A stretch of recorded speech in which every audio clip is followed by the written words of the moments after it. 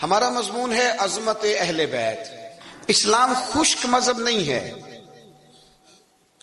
صرف اخلاق کی بات کرو، نماز پڑھو، دھیان سے روزہ رکھو، عبادت کرو، زکوٰۃ دو اور ختم ہو جائے بات۔ اسلام وارفتگی والا دین ہے، اسلام محبت والا دین ہے، ذوق والا دین ہے، شوق والا۔ میری ملت میں آج جو آدمی بڑا گناہگار ہوتا ہے نا، کلین شیف ہوتا ہے، بے نمازی ہوتا ہے، بڑا سخت ہوتا ہے، نوجوان بڑا کچھ کرتا ہے، یہ ان ساری غلطیوں کے باوجود بھی جب نبی پاک کا نام آتا ہے تو اس کے سینے میں جذبات ابھر جاتے ہیں، کیونکہ اسلام ایک ذوق کا نام ہے، ایک شوق کا نام ہے، ایک درد کا نام ہے۔ جب رسول کریم صلی اللہ علیہ وسلم کی بات آتی ہے تو گرچہ وہ بڑا گناہگار ہے لیکن اس کے اندر حضور کی محبت موجود ہوتی ہے، وہ چھلک آتی ہے، اس کا چہرہ کھل اٹھتا ہے کہ یہ رسول کریم کی بات ہو رہی ہے صلی اللہ علیہ وسلم۔ تو اسلام ہمیں آداب سکھاتا ہے، نسبتوں کا ادب سکھاتا ہے، اسلام ہمیں اکرام سکھاتا ہے، اسلام ہمیں کہتا ہے کہ استاد کی اولاد کا بھی ادب کرو، اسلام ہمیں کہتا ہے کہ اپنے محسن کے بچوں کا بھی ادب کرو۔ اسلام یہ بتاتا ہے۔ ہمارے ہاں خشکی ہوتی جا رہی ہے، بزرگوں نے لکھا ہے کہ 3 قسم کے لوگ کسی کے مرید نہیں ہوتے۔ ایک چودھری صاحب جو ہوتے ہیں وہ بھی کسی کے عقیدت مند ہو سکتے، ان کے اپنے بڑے مرید ہوتے ہیں۔ تو اسی طرح جو آدمی پڑھ لکھ جائے اس کا بھی کوئی پیر، کوئی مرشد، کیونکہ وہ خود سب سے زیادہ پڑھا لکھا ہے۔ اور تیسرا جو آدمی مالدار ہو، سیٹھ صاحب ہو، اس کا بھی کوئی رہنما، مقتدا، کیونکہ وہ کیسے جھکے گا کسی کے آگے، سلوٹ کیسے کرے گا۔ چند لوگ ایسے ہیں معاشرے میں جو دور ہو جاتے ہیں کیف سے، سرور سے، وہ نہیں سمجھتے کہ ادب آداب کس چیز کا نام ہے۔ لوگوں نے سمجھا اسلام میں خشک مذہب ہے۔ پڑھیے قرآن پاک کا 15واں سپارہ آخر سے، 16واں شروع سے۔ حضرت خضر علیہ السلام گئے، ایک دیوار گر رہی تھی، اللہ کے رسول نے محنت کر کے جو کام مزدور کرتا ہے وہ کام پیغمبروں نے کیا۔ حضرت موسیٰ اور جناب خضر نے دیوار سیدھی کی، اور جس بستی کی دیوار سیدھی کر رہے ہیں انہوں نے پانی بھی نہیں پلایا، کھانا بھی نہیں پوچھا، لیکن حضرت سیدنا خضر علیہ السلام نے دیوار سیدھی کر دی، محنت کی، کوشش کی، پسینہ بھی آیا، تھکاوٹ بھی ہوئی۔ حضرت موسیٰ علیہ السلام فرمانے لگے خضر سمجھ نہیں آئی، یہ تو اتنے خشک لوگ ہیں، پانی تک نہیں پلایا، اور آپ نے اتنی محنت کر کے دیوار سیدھی کی، تو پڑھ لینا آپ قرآن پاک۔ حضرت جناب خضر علیہ السلام کہنے لگے کہ یہ اصل میں نا ان کے لیے نہیں کیا، یہ کسی نیک کی نسبت ہے، اس دیوار کے نیچے خزانہ ہے، دیوار گر جاتی خزانہ ظاہر ہو جاتا، خزانہ یتیم بچوں کا ہے۔ اور یہ قرآن مجید نے فرمایا وَكَانَ أَبُوهُمَا صَالِحًا، اور فرمایا یہ اس لیے ان بچوں کا خزانہ بچایا ہے کہ ان کا باپ بڑا نیک آدمی تھا۔ قاضی ثناء اللہ صاحب پانی پتی تفسیر مظہری میں لکھتے ہیں کہ وہ ڈائریکٹ باپ نہیں تھا، دادا نہیں تھا، پردادا نہیں تھا، بلکہ 7ویں پشت میں جا کے ان کا باپ بنتا تھا۔ تو رب نے فرمایا ایک بندہ نیک ہو تو میں نیچے 7 پشتوں پہ فضل فرمایا کرتا ہوں۔ اگر ایک بندہ نیک ہو اور 7ویں نسل میں جو اس کی اولاد ہو، اس کے خزانے کی حفاظت کے لیے اللہ نبیوں کی ڈیوٹی لگاتا ہے، تو بتائیے پھر میرے نبی کی اولاد کی کیا شان ہو، پھر اہل بیت نبوت کا کیا مقام ہو، پھر رسول اللہ کے خاندان کا کیا مرتبہ ہو۔ ہم لوگ سمجھتے ہیں کہ بھئی مفت میں سلوٹ کیوں کریں جی، پیار کیا ہوتا ہے، ادب کیا ہوتا ہے۔ پہلی بات یہ ہے کہ ادب ادب ہی ہوتا ہے۔ اماں انگوٹھا چھاپ ہے، بالکل ان پڑھ ہے، ناظرہ قرآن مجید بھی نہیں پڑھنا آتا، بیگم صاحبہ نے ایم اے، بی ایڈ، اس کے بعد ایم فل میں داخلہ لیا ہوا ہے، ادب کس کا کرنا ہے، بیگم کا کہ اماں کا؟ اماں تو ان پڑھ ہے، بیوی پڑھی لکھی ہے، اسے تو ایم اے کیا ہوا ہے، بی ایڈ بھی کیا ہوا ہے، ایم فل کر رہی ہے، اماں کا کیوں ادب کرنا ہے؟ اس لیے کہ اماں کا ادب اللہ رسول نے بتایا ہے۔ اماں کا ادب ہو سکتا ہے بیوی بڑی اچھی قاریہ ہو، عمدہ قرآن پڑھتی ہو، حافظہ ہو، عالمہ ہو، اماں کو ناظرہ بھی نہ پڑھنا ہے، پر جنت پھر بھی ماں کے قدموں پہ نہیں چاہیے۔ یہ سمجھ لیں ادب والے کا ادب۔ امام راضی نے ایک بات لکھی ہے، وہ کہتے ہیں جو قاضی ہوتا ہے نا، قاضی، جج، اس کے آداب لکھے ہیں امام راضی۔ فرماتے ہیں اگر جج کے پاس مقدمہ آ جائے نا باپ اور بیٹے کا آپس میں جھگڑا ہے، اسے پتہ چل جائے کہ باپ سچا ہے بیٹا جھوٹا ہے تو 100 دفعہ کہہ دے کہ باپ سچا ہے بیٹا جھوٹا ہے، باپ سچا ہے بیٹا جھوٹا ہے، باپ سچا ہے بیٹا جھوٹا ہے۔ لیکن اگر اسے پتہ چل جائے نا کہ بیٹا سچا ہے اور ابا غلطی پہ ہے، اب یہ تو 100 دفعہ کہے کہ بیٹا ٹھیک کہتا ہے، بیٹا سچا ہے، بیٹا سچا ہے، پر ایک دفعہ بھی یہ نہ کہے کہ ابا جھوٹا ہے، حالانکہ مطلب یہی ہے۔ اگر بیٹا سچا ہے تو پھر خود بخود سمجھ آتی ہے کہ ابا جی غلطی پہ ہیں، لیکن ادب کا تقاضا یہ ہے کہ جج بھی یہ نہ کہے کہ باپ جھوٹا ہے اگرچہ وہ غلطی پر ہے، یہ تو کہہ دے کہ بیٹا، اس لیے کہ ادب والے کا جو مقام ادب ہے وہاں ادب کیا جائے گا، جو مقام اکرام ہے وہاں اکرام، وہاں آپ خشک نہیں بنیں گے، جہاں جھکنا ہے وہاں بہرحال جھکنا ہے، جہاں سلوٹ کرنی ہے بہرحال وہاں سلوٹ کرنی ہے۔ جن کا ہمارے اوپر ادب لازم ہے ہم نے ان کا ادب۔ امام اعظم ابو حنیفہ رحمۃ اللہ علیہ ایک جنگل میں ایک باغ میں بیٹھے تھے، شاگرد ساتھ تھے، امام ابو یوسف تھے اور بھی آپ کے شاگرد تھے، تو کچھ لکھ رہے تھے۔ علماء جب کتابیں لکھتے ہیں تو 20 کتابیں انہوں نے کھول کے نشانیاں رکھ کے دائیں بائیں رکھی ہوتی ہیں، مختلف قسم کے نوٹس ہوتے ہیں، بڑا کچھ بکھرا ہوا تھا، شاگرد تھے۔ باغ کے ایک کونے میں بچے کھیل رہے تھے، وہ بچوں میں سے ایک بچے کی گیند آ گئی باغ میں، بچہ گیند لینے آیا تو امام صاحب اٹھ کے کھڑے ہو گئے، وہ کاغذ شاغذ سارے بکھر گئے، بچہ گیند لے کے چلا گیا، شاگرد چوپ رہے، چلو دوبارہ سے کتابیں سمیٹی، ڈھونڈا سارا کچھ، پھر سے کام شروع ہوا، چند منٹ گزرے تو بچہ پھر آ گیا گیند لینے، امام صاحب پھر اٹھے، پھر سارا کچھ بکھر گیا، شاگردوں نے برداشت کیا، سارے شاگردوں میں برداشت بھی نہیں ہوتی، شاگردوں کی بھی موج ہوتی ہے، شاگردوں مریدوں کا بھی اپنا اپنا وقت ہوتا ہے خدمت کرنے کا، اپنا اپنا سٹائل ہوتا ہے ادب کرنے کا، دور بڑا منفرد آ گیا، تیسری دفعہ، چوتھی دفعہ، 5 دفعہ ہو گئی تو بس شاگردوں کی جو صبر تھا حوصلہ وہ جواب دے گیا، بچہ پتہ نہیں کتنی دفعہ آئے گا، جب وہ بچہ پھر آیا، امام صاحب بوڑھے آدمی تھے، گھٹنوں میں درد بھی تھی، بڑی مشکل سے اٹھتے، چیزیں ساری بکھر جاتی، وہ بچہ جب 7ویں دفعہ تو امام صاحب پھر اٹھے، تکلیف سے اٹھے، امام ابو یوسف عرض کرنے لگے حضور یہ بچہ ہے، اس کی تو ڈیوٹی لگی ہوئی ہے گیند لانے کی، تو 100 دفعہ آئے گا، تو امام صاحب فرمانے لگے یہ 100 دفعہ آیا تو میں 100 دفعہ اٹھوں گا، آنے دو۔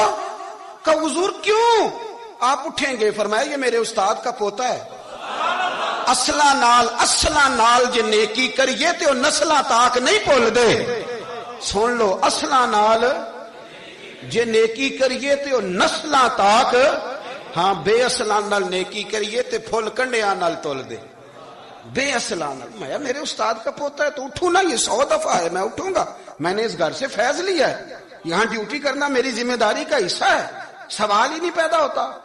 صحابہ کرام فرماتے ہیں نبی پاک کے اخراجات بہت زیادہ تھے، آمدن کوئی نہیں تھی، بظاہر بڑے خرچے تھے، مہمان بڑے آتے تھے، بڑے معاملات تھے، اور دین کا کام بذات خود ایک محنت ہے۔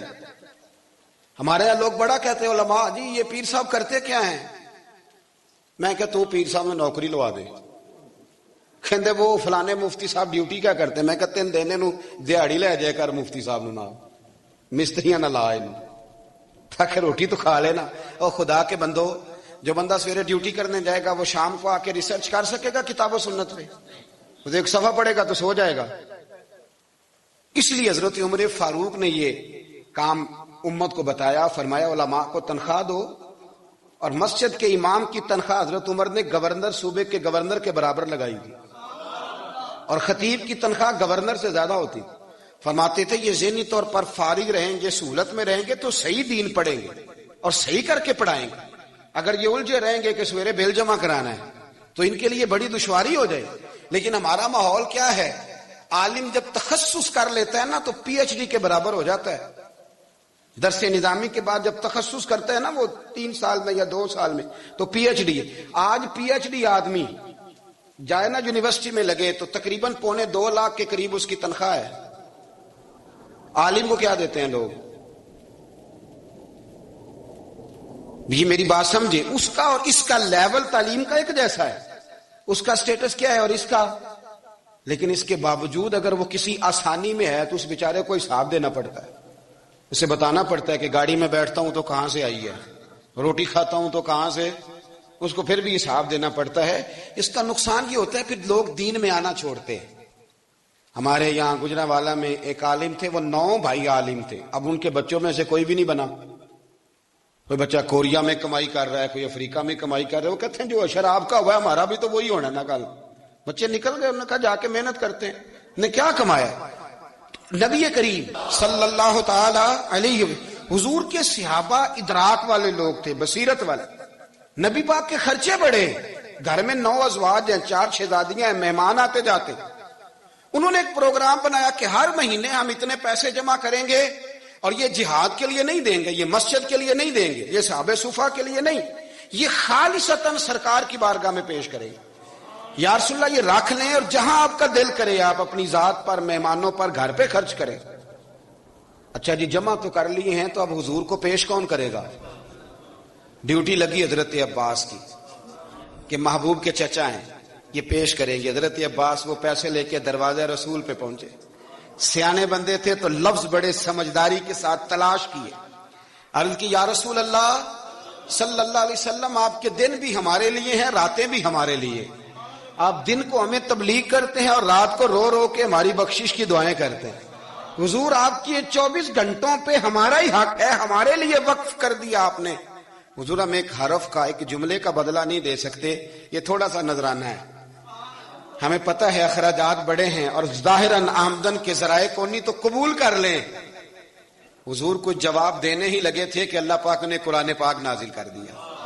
سورہ شورى کی آیت نمبر 23، فرمایا محبوب قل لا اسألکم علیہ اجرا، محبوب ان سے فرما دو کہ اس تبلیغ دین پر گویا طائف میں پتھر کھانے سے لے کر احد میں دانت شہید کرانے تک، لا اسألکم علیہ اجرا، میں تم سے کسی اجر کا سوال نہیں کرتا، الا المودۃ فی القربى، ہاں اگر کچھ کرنا ہے تو میرے اہل بیت سے پیار کرتے رہنا، میرے اہل بیت سے۔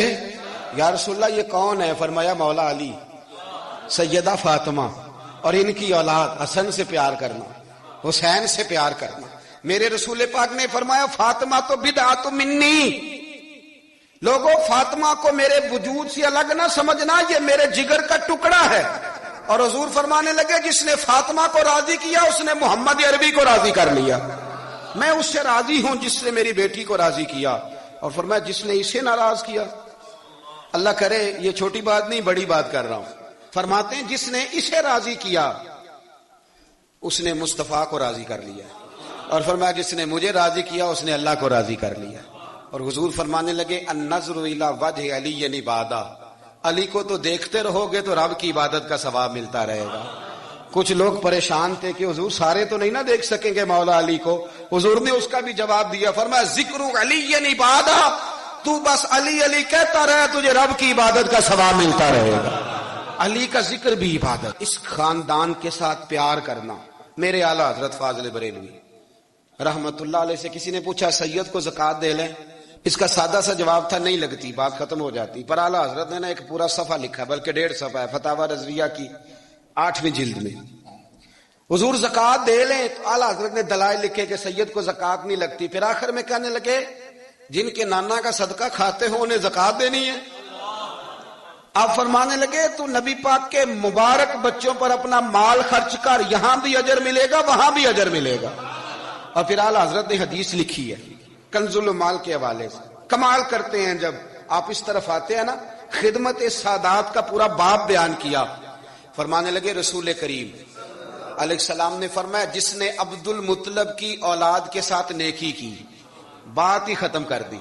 عبد المطلب کی اولاد میں حضرت عباس کا خاندان بھی شامل، عبد المطلب کی اولاد میں حضرت جعفر طیار کا خاندان بھی شامل، حضرت سیدنا میر حمزہ کے بچے بھی شامل۔ حضور فرمانے لگے جس نے عبد المطلب کی اولاد کے ساتھ نیکی کی، قیامت کے دن مجھ پر لازم ہے کہ جب وہ مجھ سے ملے گا تو میں اسے صلہ دوں گا، میں اسے۔ اعلیٰ حضرت یہ حدیث لکھ کے کہتے ہیں ہمیں صلے کی ضرورت ہی نہیں، یہ جو نبی پاک نے کہہ دیا نا جب وہ مجھ سے ملے گا، تو مصطفیٰ سے ملنا ہی سب سے بڑا صلہ ہے، یہی سب سے بڑا صلہ ہے۔ بیدم شاہ بارسی کہنے لگے عدم سے لائی ہے ہستی میں آرزو رسول، عدم سے لائی ہے ہستی میں آرزو رسول، یہ کہاں کہاں لیے پھرتی ہے جستجو رسول۔ ہمیں عدم سے لائی ہے ہستی میں آرزو رسول، اور کہاں کہاں لیے پھرتی ہے جستجو رسول۔ عجب تماشا ہو میدان حشر میں بے دم، کہ سب ہوں پیش خدا اور میں روبرو رسول۔ سب ہوں پیش خدا اور میں روبرو رسول۔ میں حضور کے سامنے، تو محبوب فرمانے لگے جب وہ ملے گا نا تو اجر میں دوں گا۔ تو پتہ یہ چلا خدمت سادات، ان سے پیار کرنا، اہل بیت نبوت سے ان کی شان کو سمجھے۔ مرتبے والے کا مرتبہ ہمیشہ سمجھنا چاہیے، ہمیشہ۔ جس کو اللہ نے مرتبہ دیا ہے اس کے مرتبے کو سمجھے۔ میرے رسول کریم علیہ السلام نا ذرا اعزازی وقت دیتے تھے۔ یہ سارا دن ہی امام حسن اور حسین مسجد میں رہتے تھے، سارا دن، ہر وقت حضور کے ساتھ کھیلتے تھے۔ ان کا دروازہ مسجد نبی میں کھلتا تھا گھر کا، لیکن اس کے باوجود حضور فرماتے فاطمہ آج میرا دل کرتا ہے تمہارے گھر آ کے رات گزاروں۔ بھئی کوئی گھر بڑی دور ہے، یہ تو ساتھ ہی تو ہے۔ تو سیدہ فاطمہ فرماتی ہیں میں نے کہا حضور بڑی خوش نصیبی ہے، تو محبوب نا رات کو میرے گھر میں آ کے سوئے۔ فرماتی ہیں میں نے چارپائی بچھائی نبی پاک کے لیے، ایک شخص کے سونے کی جگہ تھی۔ حضور نے فرمایا میں تو حسن حسین کے لیے آیا ہوں۔ یا رسول اللہ، پھر فرمایا یہ میرے ساتھ سوئیں گے۔ میں نے عرض کی حضور اب کو دقت ہوگی، کیسے سوئیں گے؟ تو نبی پاک علیہ السلام نے فرمایا میں سلا لوں گا۔ حضرت فاطمہ کہتی ہیں ایک کندھے پہ حضور نے امام حسن کو لٹا لیا اور دوسری سائڈ پہ امام حسین کو لٹا لیا۔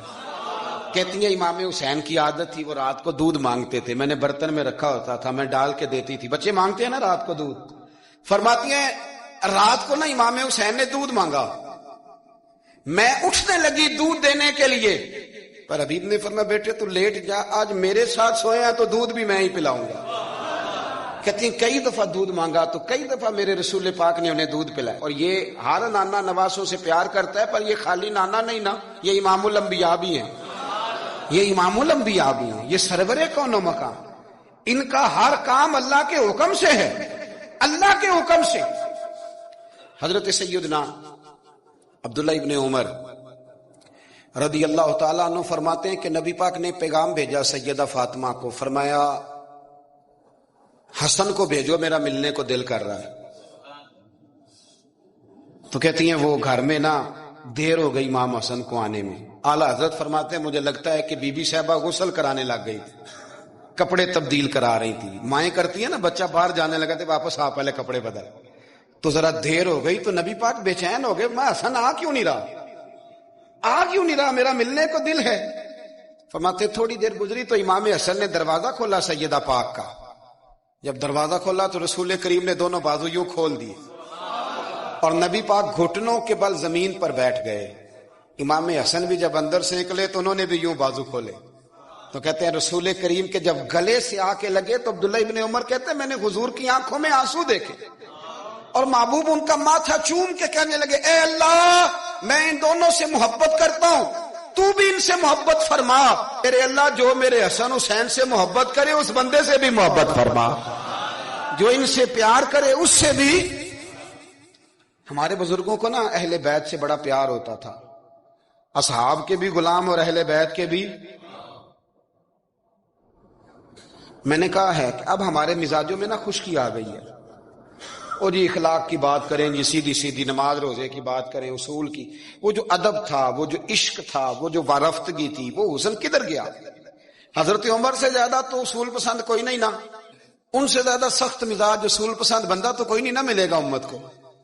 امام حسین 10-10.5 سال عمر تھی، بچے تھے، مسجد میں آئے، حضرت عمر خطبہ دے رہے، جہاں اصول کی بات ہوگی وہاں اصول کی ہوگی، اور جہاں عشق کی ہوگی، جہاں عشق کی ہوگی، نماز پڑھا کہ میں تیں ول ویکھا مینوں تے کعبہ بھول گیا آئی۔ تو امام حسین آئے مسجد نبی میں، حضرت عمر خطبہ دے رہے تھے، مولا علی کے ساتھ آئے بچے جمعہ پڑھنے، امام حسین آئے تو جناب عمر کے سامنے کھڑے ہو گئے، کہنے لگے عمر نیچے اترو، میرے نانا کا ممبر ہے۔ حضرت علی نے بازو تھاما، کہا یہ کیا کہہ رہے ہو؟ تو جناب فاروق اعظم فرمانے لگے جمعہ ہو رہا ہے، خطبہ ہو رہا ہے، لوگ جمعہ پڑھنے آئے ہوئے، اس میں اب بچہ آ جائے تو کیا جمعہ چھوڑا جائے گا؟ لیکن جہاں ادب ہے وہاں ادب ہے۔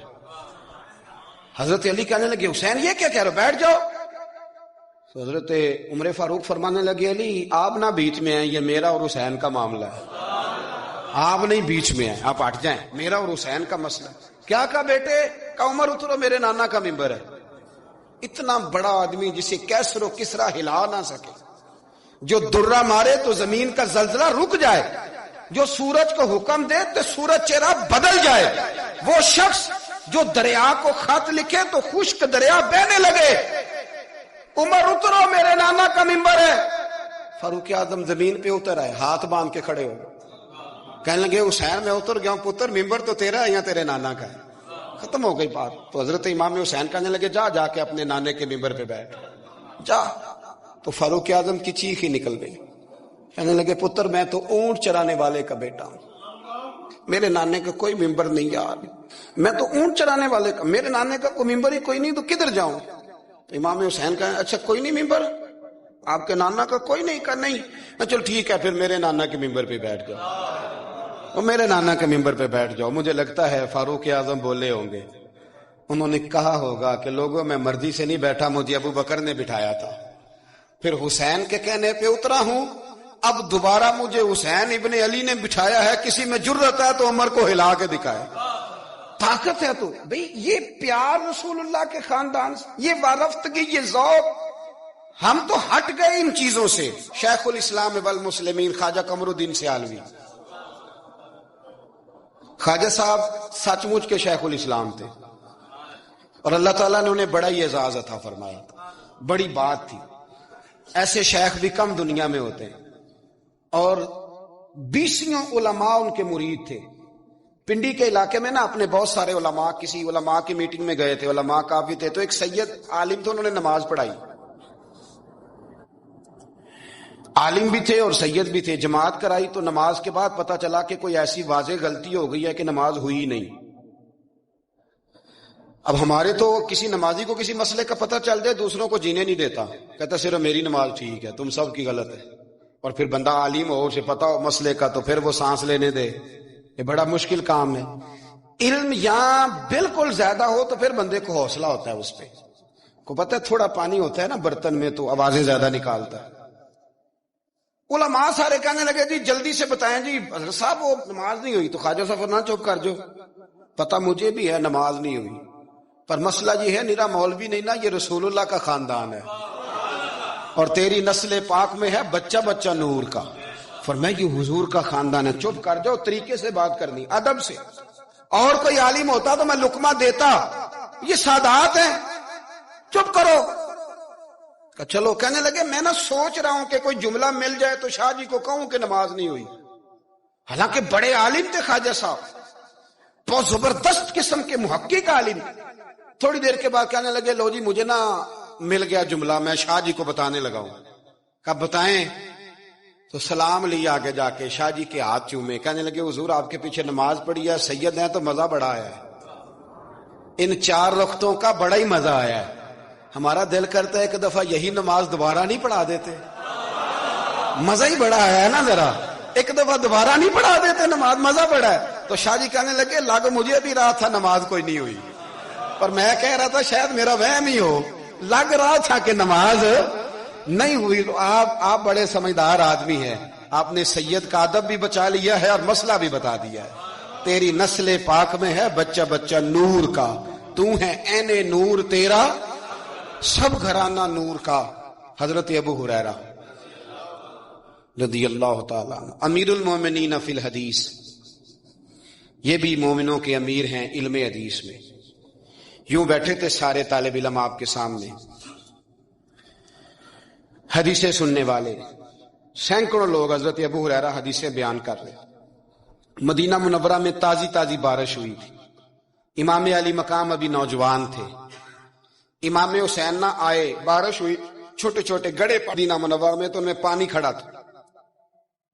امام حسین نے نا قدم رکھا زمین پہ, تو آپ کے پیروں کو نا تھوڑی مٹی لگ گئی. مٹی بھی کیا تھی, مدینے کی مٹی تھی. مٹی آپ کے قدموں کو لگ گئی.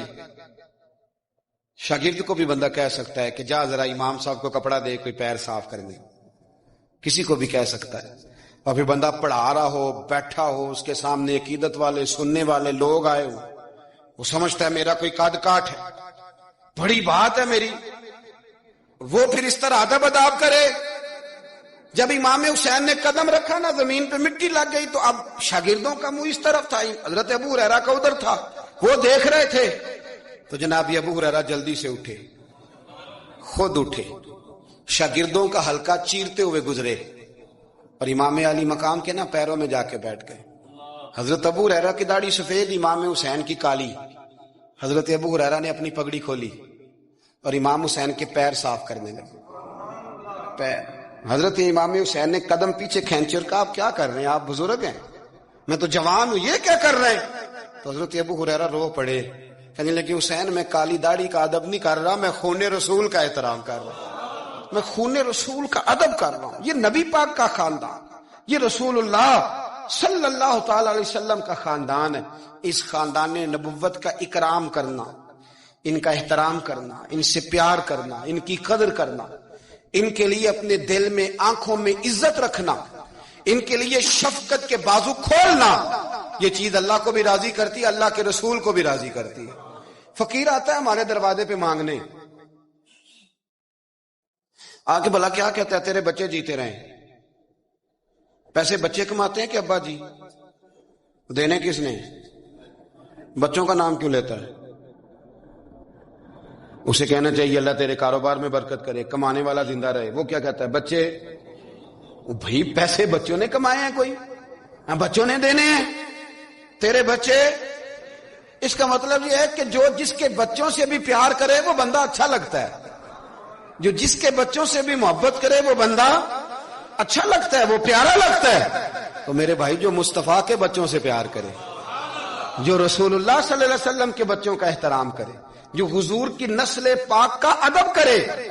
میرے اعلیٰ حضرت رحمت اللہ علیہ کا طریقہ تھا کہ اگر کوئی سید شاگرد آتا تھا نا، سید زادہ، تو اعلیٰ حضرت اس طرح کرتے تھے کہ جہاں استاد بیٹھتا ہے وہاں اسے بٹھاتے تھے، اور جہاں لائنوں میں پھٹیوں پہ شاگرد بیٹھ کے پڑھتے ہیں وہاں خود بیٹھتے تھے، اور فرماتے تھے شاہ جی یہ آپ کے گھر کا ہی ہے سارا کچھ، چلو ڈیوٹی ہماری لگ گئی تھی بتانے کی تو میں آپ کو پڑھا دیتا ہوں، یہ آپ کا ہی ہے۔ آپ حضرت عمر بن عبدالعزیز کے پاس کوئی سید زادہ آتا تھا تو آپ تخت سے اتر آتے تھے، اس کو تخت دیتے تھے، کرسی دیتے تھے، اس پر بٹھاتے تھے۔ اب تو خشکی ہے، تو نہ استاد کا ادب ہے، نہ عالم کا ادب ہے، نہ سفید داڑھی والے بزرگ کا ادب، تو باتیں ہیں، کہانیاں ہیں، داستان سرائی۔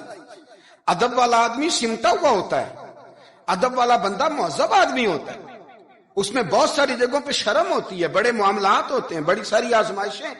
اللہ تبارک و تعالی ہمیں اہل بیت نبوت کا پیار عطا فرمائے۔ آخر دعوانا